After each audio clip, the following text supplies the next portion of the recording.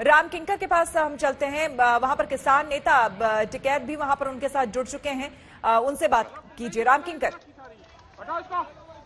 राकेश टिकैत जी मेरे साथ हैं अभी। राकेश टिकैत जी, अभी ये जो कट है काफी। अरे नहीं, हटा लो इसको भाई, हटाओ उसको। खुलवा रहे हटा इसको, हटा ले। ये ना काम करो भाई, ऐसा काम ना करो। मतलब तुमने जिम्मेदारी ले रखी सारी।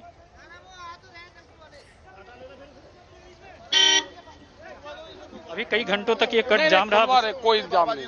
तो श्वेता, आपने देखा कि खुद राकेश टिकैत यहाँ पर पहुंचे हैं और बाकायदा वो इंटरवीन कर रहे हैं। बिल्कुल यही बात हम कह भी रहे थे राम किंकर कि दरअसल किसान यहाँ पर आंदोलन जरूर कर रहे हैं, लेकिन किसी तरह की असुविधा ना हो इसका भी पूरा वो ध्यान रख रहे हैं। और लगातार आक्रोश भी, क्योंकि देखिए बहुत तरह से खबरों में देखिए कई तरह की खबरें सामने आती हैं, लेकिन लगातार आज तक जो है बेहद निष्पक्ष रूप से खबर दिखाता रहा है। और ग्राउंड पर आप लोगों की मौजूदगी भी लगातार ये बताती रही है कि जो वहां पर हो रहा है एग्जैक्टली वही हम बताने और दिखाने की कोशिश कर रहे हैं। आपने खुद अभी तस्वीरों में देखा कि राकेश टिकैत खुद यहां पर आए और यहां पर जो जाम लगाने की कोशिश कुछ लोगों ने की थी। राम किंकर बताएं, वहां पर हम देख रहे हैं कि ट्रैक्टर को हटाया जा रहा है। बिल्कुल श्वेता, और स्थिति अभी यही है। खुद राकेश टिकैत, अब आप देखिए कि ट्रैक्टर के स्टीयरिंग पर बैठ चुके हैं, खुद स्टीयरिंग उन्होंने संभाल ली है और साफ तौर पर कहा है कि ऐसी किसी भी तरह की असुविधा या किसी भी कट के जो बंद करने का भी निर्णय कुछ युवाओं के जरिए लिया गया था और काफी संख्या में लोग बैठ गए थे, वो न बैठे और खुद वो मध्यस्थता कर रहे हैं ताकि यहाँ पर इस ट्रैक्टर को हटाया जाए और ताकि जो ट्रैफिक है वो सुचारू रूप से चल सके।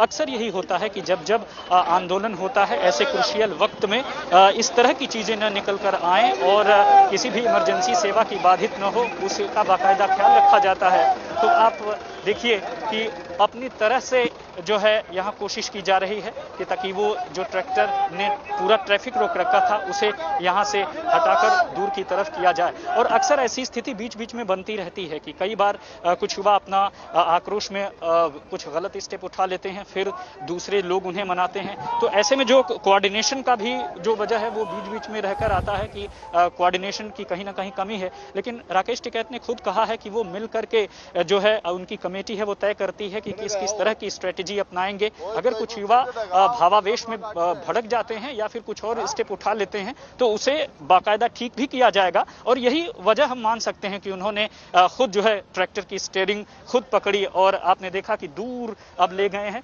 और जिस जगह पर मैं खड़ा हूं ये वो पॉइंट है जहां पे दिल्ली से आने वाला ट्रैफिक और साथ ही साथ तमाम एम्बुलेंसेस जो है गाजियाबाद को कनेक्ट करती हैं। और अब जो नेशनल हाईवे यानी कि जो नेशनल हाईवे 9 है जो कि दिल्ली से मेरठ को जोड़ता है वो पूरी तरह से ब्लॉक है पिछले 30 दिन से। लेकिन ये कट खुला हुआ था। आज 31वें दिन यहाँ पर ये हुआ कि कुछ प्रदर्शनकारी बैठ गए, लेकिन अब आपने खुद देखा कि किस तरह से राकेश टिकैत जो है, जरा देखिए कि दूर ट्रैक्टर पर बैठ करके बाकायदा चले जाते हैं। और एक अच्छा आंदोलन अपने आप में यही कहा जाता है कि जब कोई नेता बैठता है एक आवाज में अगर वो अपनी बात कहता है तो सारे उठ खड़े होते हैं और सारे चले जाते हैं।